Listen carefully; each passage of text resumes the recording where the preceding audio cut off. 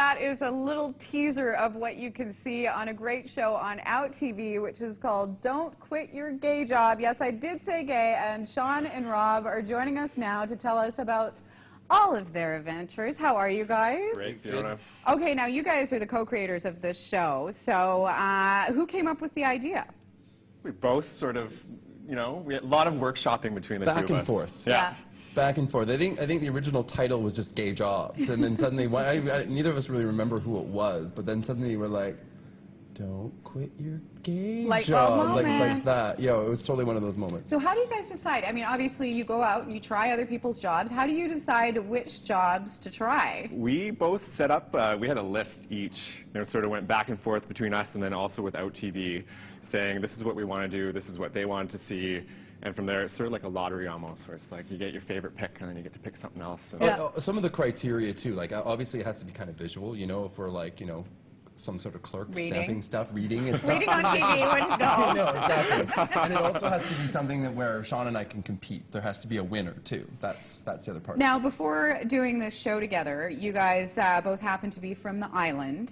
Did you really meet each other and go on a date via the internet once? That was once we moved to Vancouver, but Yeah. yes, we did. That is how we first met. And I take it, was it a love match? Wasn't it? I don't know. Not so much. Plutonic love match, maybe. But obviously something clicked and there's a competitive edge between the two of you. Who is more competitive? Rob. Yeah. Really, Yeah, Rob? hands Sort of down. loser. Hands down. Is it problematic? Because my co-host, who's not here to defend himself, is horribly competitive and a very sore loser. How do you react when you lose? I think, you know, like, at least with having my game face on, I'm usually very, you know, I try to be as gracious as possible, but it eats me up inside. Sean, is he gracious? Is he graceful? No game face. No? No, for sure. He'll put a smile on, so there's that, but you can tell. I think. Now, let's take the bus driving episode, for example. Walk us through, how does the competitive element work? Is there a winner? Do you guys just both try it? Tell us what you guys do. We went, Coast Mountain Bus Company actually took us on site in their huge training headquarters and put us through like a really super condensed, it's usually 30 days, I think, down to 3 hours for us, a training class. Please tell me they didn't let you out on the road. Yeah, then well, we were like, do we get to go around the parking lot once? And they're like, why? We had our Class 2 learner's permit, so we were allowed to go. We actually took the ICBC test, but how did that go? It went, we both passed eventually. Okay. I passed the first time. Rob took a couple.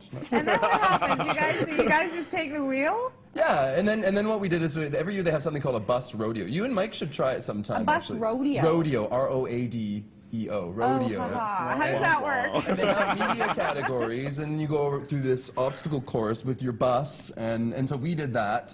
And so that was part of the final score, and then they judged us in the end and see who wins, and it's the people that teach us. Can we say who won? Yeah, it's aired already. Who won? Can I just say for the record that I did hit a van in the training drive? So Whose van? It was a TransLink van. Oh, awesome. 30 seconds behind the wheel, and I hit So the are thing. you invited back or no? It was a big bang. They seem to like us anyway. How do businesses react when you say, hi, I'm calling from Don't Quit Your Gay Job. Can I try your job for a day? Are they just like really happy to see you guys? Most people are. Yeah. Most people are. Yeah. TransLink and Coast Mountain Bus were very hospitable to us. They were right in there trying to make sure that the show was as good as possible. And how did the horseback riding go? It was fun. Really? I went back afterwards and did it. But, Sean, you look a little bit unsure. Like I said, we each had our sort of picks of what we really wanted to do, and I think from me, that was probably one of the ones that I was a little more reluctant. Maybe How come? Because it can be painful. For those who have not tried horseback riding, the first time you can't walk for a couple days. It's this big, huge beast between your legs, you know? It was an enormous horse, too, like the size of a truck. We're watching you guys right now, and it doesn't look like it went very well. I hope you didn't hurt yourself, Sean. No? Yes? Rob actually... Well, maybe you should tell. I almost fell off. Yeah. At one point, the horse, because they had jumps set up. The idea was that maybe we might try like an equestrian jump. Had you ever ridden a horse before? Not as an adult, no. No. But anyway, but I eventually got up. Jumping's for the advanced. You do I know got that, up to doing don't a you? canter, right? So, you know, going along, and then I'm still kind of getting the control, the steering thing. At one point, the horse just like Steering. lurches You're forward. still on the bus, my friend. I know, I'm still on the bus as opposed to the horse. But the horse goes, like, jumps I don't know, pretty high, and I'm It was like a foot. Dear, Maximum. dear. like that. Just Boys. about that. It felt like about 20 feet. Now, you guys did also do a drag queen segment. You've done, I don't know what one calls A Day with a Dominatrix. Yeah. Did Velvet anybody Steel. get hurt in the process of either of those segments? I definitely bore the brunt of the dominatrix episode. So they really, maybe Rob was a little angry at me that day, but it was a tough day on set, let me tell you. And who's the prettier drag queen? Who won that? Well, it wasn't just based on looks. You That's all both I said have to yes. say. Now, you guys can take a chance right now to try our job and throw to the next guest. Now, we told you who it is. So, Sean, we shall start with you. Sounds good. That is your camera, my friend. Just give her. Okay.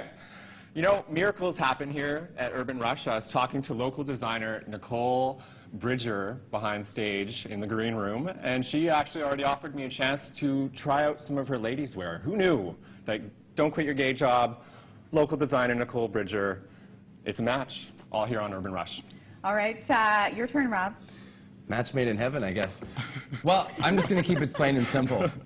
Maybe not straight, something like that. Anyway, coming up next on Urban Rush, we've got local designer Nicole Pollinger. I just called her the wrong name. Just let me check my notes here. I think I just failed this challenge.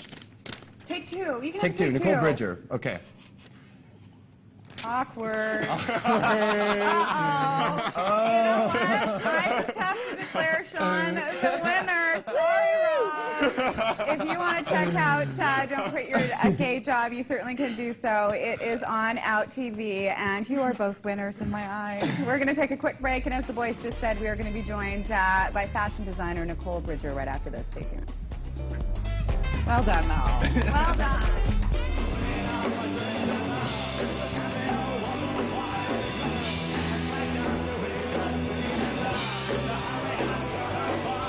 Still to come from So You Think You Can Dance Canada, Trey Armstrong and Nico Archambault. Plus musical guests Walt Starling.